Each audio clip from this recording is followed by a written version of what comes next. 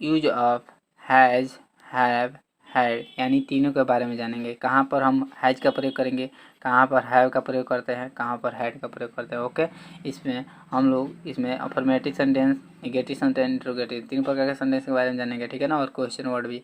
चलिए तो शुरू करते हैं। सबसे पहला हमारा देखिए यहाँ पर अफर्मेटिव सेंटेंस के बारे में देख लेते हैं। सबसे पहला देखिए, इस प्रकार के साधारण वाक्यों के अंत में रखता है, रखती है, रखता था, रखते थे, रखती थी आदि आता है, इत्यादि रहता है, ठीक है ना। फिर वाक्य से स्पष्ट हो जाता है या किसी के पास कोई चीज़ है अथवा थी, इस वक्त है या थी।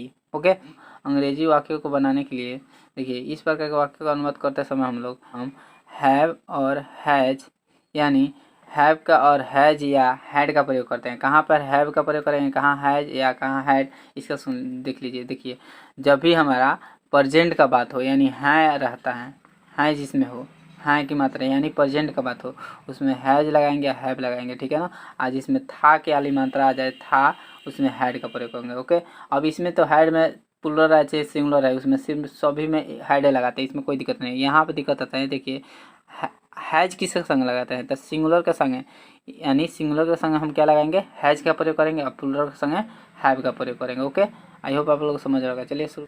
देखिए यहाँ पे हैज तथा हैव का प्रयोग करता ही, सी, इट तथा एक वचन यानी सिंगुलर नाउन के साथ हैज का प्रयोग करते हैं, तथा आई करता आई, वी, यू, दे तथा बहुवचन प्लुरल नाउन के साथ हैव का प्रयोग करते हैं। ओके, और हैड का प्रयोग कहाँ करते हैं, जहाँ पे था, थे, थी वाले वाक्यों में कर्ताओं सब्जेक्ट के साथ हैड का प्रयोग करते हैं। इसमें देखना नहीं है सिंगुलर है कौन प्लुरल है, सभी में हैड का प्रयोग करेंगे। ओके, तो चलिए वाक्य से समझते हैं। जैसे पहला वाक्य है, मेरे पास एक कलम है। यहाँ पे देखिए है तो इसमें हैज लगेगा ना तो हैव लगेगा, दोनों में से एक ही कोई लगेगा। तो चलिए देखते हैं हमारा सब्जेक्ट क्या है, यानी मेरे पास, मेरे हैं, मेरे का इंग्लिश होता है आई। अभी पढ़े आप लोग, आई के संग क्या लगेगा, आई के संग कभी भी हैव का प्रयोग करते हैं, सिंगुलर है फिर भी हम लोग हैव का प्रयोग करते हैं। तो आई हैव एक पेन, तो I have a pen. Okay, I have a pen, इसका इंग्लिश राइट जवाब हो जाएगा। ओके, चलिए देखते हैं। यहाँ पे देखिए आई लिखा है, आई के संग कभी भी हम लोग हैव का प्रयोग करते हैं, तो आई हैव एक पेन, तो ए पेन। ओके, एक कलम का इंग्लिश। अगला है, हमारे पास 3 पतंगे हैं। अब यहाँ पे देखिए हमारे पास, हमारे का इंग्लिश होता है वी। ओके, WE वी, और यहाँ पे प्लुरल है, इसके संग क्या लगाएंगे, हैव का प्रयोग करेंगे, हैव, वी के संग कभी भी हैव का प्रयोग करेंगे। ओके, पास 3 पतंगे हैं, 3 के लिए 3 और पतंग के लिए काइट्स, प्लुरल इसलिए इस लगाएंगे काइट्स। ओके, इस प्रकार से अगला नेक्स्ट है, तुम्हारे पास लाल कोट है, तुम्हारे पास, तो तुम्हारे का यहाँ पे यू हो जाएगा, यू के संग कभी भी हैव का प्रयोग करेंगे, हैव ए रेड कोट, लाल कोट का रेड कोट। अगला है, उसके पास तेज चाकू है, उसी प्रकार से बनाएंगे। यहाँ पे है तो इसमें भी हैज लगेगा, ठीक है ना। तो यहाँ पे देखिए, यहाँ पे हमारा जो उसके हैं, उसके यहाँ पे उसके का इंग्लिश हो जाएगा ही, ही के संग, ही सिंगुलर है, इसके संग हैज का प्रयोग करते हैं, तो हैज का प्रयोग कर देंगे। उसके बाद से तेज चाकू, तो ए शार्प नाइफ, चाकू को गिन सकते इसलिए ए लगाएंगे, ए तेज का होता है शार्प, SHARP शार्प, और नाइफ। ओके, इस प्रकार से अगला देखिए नेक्स्ट है, उसकी जेब में रुमाल है, उसकी के यहाँ पे भी क्या हो जाएगा, स्त्रीलिंग पुल्लिंग दोनों हो सकता है, तो इस यहाँ पे कोई भी हम प्रयोग कर सकते हैं, ठीक है। उसकी जेब में रुमाल है, तो सी लगा दिए, और सी के संग कभी भी हैज लगेगा, ठीक है ना। हैज ए हैंड करचीफ, हैंड करचीफ किस में है, तो इन हर पॉकेट, उसके पॉकेट में, उसके के यहाँ पे बोध हो रहा है इसलिए हर पॉकेट। ओके, आई होप आप लोग को समझ में आ रहा होगा, ठीक है ना। चलिए नेक्स्ट देखते हैं। इसमें इसकी 2 सुइयाँ होती हैं, इसकी 2 सुइयाँ होती हैं, इसको कैसे बनाएंगे, तो देखिए इसकी के यहाँ पे लगेगा इट, क्योंकि निर्जीव है, इट करेंगे, इट के संग कभी भी सिंगुलर है तो हैज का प्रयोग करेंगे। उसके बाद से 2 सुइयाँ, तो 2 सुइयाँ का 2 हैंड्स। ओके, उनके पास कई भैंसे थी, उनके क्या हो जाएगा दे, इसके संग अब देखिए यहाँ पे थी आ जा रहा है, तो थी के संग अभी बताए थे था, थी, थे आ जाएगा, उसके संग हैड का प्रयोग करेंगे। ओके, बाद हैड का प्रयोग करेंगे। कई भैंसे, तो कई का इंग्लिश होता है मैनी, और बफेलोज। ओके, बफेलोज, भैंस का बफेलोज। अगला है, राम के पास एक नई कार थी, तो राम थी है तो हैड लग जाएगा, ए न्यू कार। ओके, उसके बाद है, राम तथा श्याम के पास अपनी अपनी पुस्तकें थी, तो यह इसमें भी उसी प्रकार से बनाएंगे। क्या बनाएंगे, राम एंड श्याम हमारा सब्जेक्ट हो जाएगा, उसके पास थी है तो इसके लिए हैड का प्रयोग करेंगे। उनके पास, तो उनके के लिए, उनके यहाँ पर बोझ रहा है, तो देयर अपनी, तो अपनी क्या हो जाएगा ऑन बुक्स। ओके, तो Ram and Shyam had there on books. Okay, next हमारा सेंटेंस है निगेटिव सेंटेंस, निषेधात्मक वाक्य।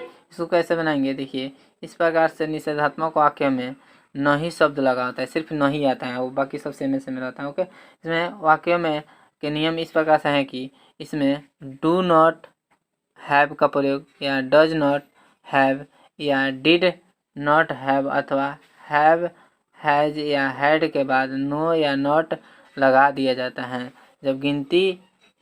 जब ये गिनती दी गई हो तो नॉट लगाते हैं, परंतु जहाँ गिनती न दी गई हो वहाँ नो का प्रयोग करते हैं।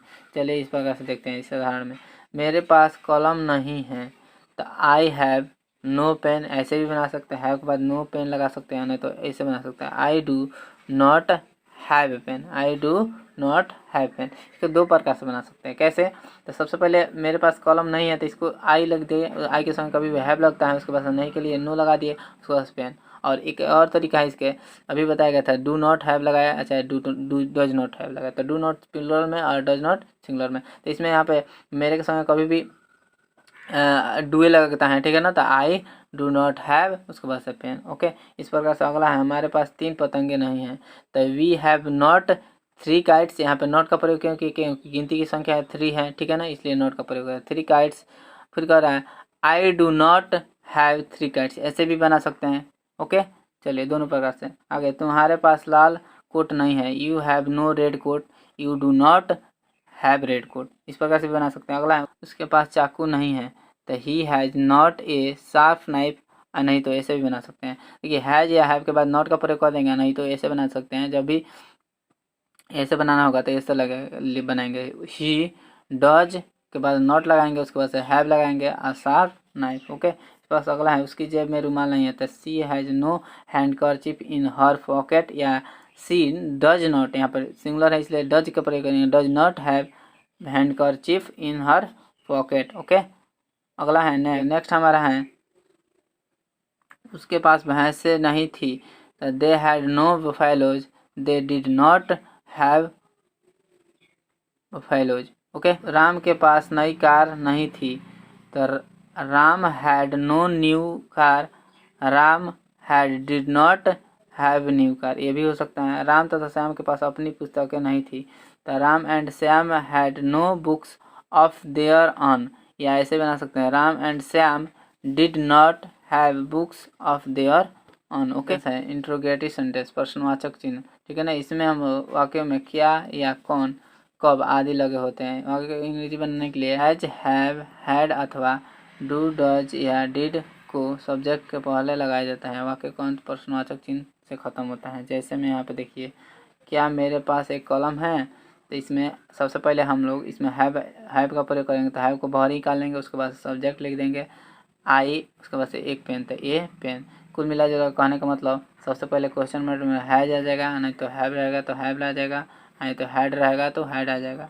उसके बाद हमारा सब्जेक्ट आ जाएगा, जो भी सब्जेक्ट हुआ जाएगा, उसके बाद अदर वर्ड आ जाएगा, यानी ऑब्जेक्ट आ जाएगा। ओके, चलिए देखते हैं, क्या मेरे पास एक कलम है, तो हैव आई ए पेन, नहीं तो उल्टा बनाना होगा तो ऐसे भी बना सकते हैं, डू पहले प्रयोग करेंगे, do I have a pen, जब भी डू का प्रयोग करेंगे तो आई के बाद सब्जेक्ट के बाद हैव का प्रयोग करेंगे। ओके, इस तरह क्या हमारे पास 3 पतंगे हैं, तो हैव वी 3 काइट्स या do we have 3 kites. Okay, समझ में आ रहा होगा। नेक्स्ट है, क्या तुम्हारे पास लाल कोट है, have you a red coat, do you have a red coat. अगला, क्या उसके पास तेज चाकू है, has he a sharp knife, नहीं तो डू के बाद ही सब्जेक्ट पढ़ाएंगे, he have a sharp knife. Okay, उसकी जेब में रुमाल है, has she a handkerchief in her pocket, या does she have a handkerchief in pocket. Okay, आप हमारा इस मकान की 2 मंजिलें हैं, इसको कैसे बनाएंगे, देखिए दिस हाउस, या हमारा इस मकान का इंग्लिश हो जाएगा, सब्जेक्ट हो जाएगा दिस हाउस, उसके बाद सिंगुलर है इसलिए हैज का प्रयोग करेंगे, 2 मंजिल, तो 2 मंजिल का 2 स्टोरेज। Okay, storage. अगला है, इसके बच्चे के पास कुछ खिलौने हैं, तो this child has some toys. Okay, इस दवात में कुछ स्याही है, this inkpot has some ink. Okay, इस प्रकार से उसके कोई शत्रु नहीं है। तो ही हैज नो नेमीज।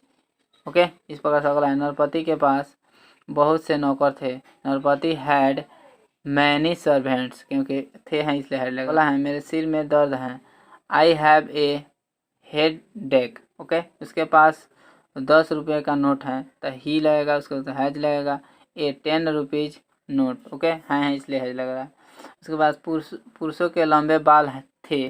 तो पुरुषों का हो जाएगा मैन, उसके बाद हैड लगेगा क्योंकि थे हैं तो हैड लॉन्ग हेयर।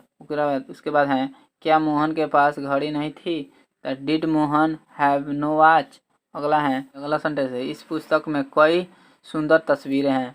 तो इस पुस्तक हमारा सब्जेक्ट हो जाएगा। सब्जेक्ट के बाद इसमें हैज का प्रयोग करेंगे क्योंकि सिंगुलर है। उसके बाद से कई सुंदर तस्वीरें, तो मैनी ब्यूटीफुल पिक्चर्स। तस्वीरें का हो जाएगा पिक्चर्स। ओके, आई होप आप लोग को समझ में आ रहा होगा। कुछ होमवर्क दे रहे हैं आप लोग, कमेंट बॉक्स में ज़रूर इसका कमेंट कीजिएगा आंसर, ठीक है ना, बनाकर। ओके, मेरे पास 10 रुपये का नोट है। उसके सिर में दर्द है। उसकी 2 पत्नियां हैं। उस रवि के पास एक बैल था। इस प्रकार से देखिए यहाँ पे बहुत सारे वाक्य हैं, 20 वाक्य हैं, ठीक है ना। आप लोग बनाकर घर पर प्रैक्टिस करिएगा। चलिए इससे हिंट इसमें दे देते हैं, जो मीनिंग आपको नहीं याद होगा देख लीजिएगा इसमें से। 10 रुपये का नोट को इंग्लिश में लिखेंगे 10 रुपीज नोट।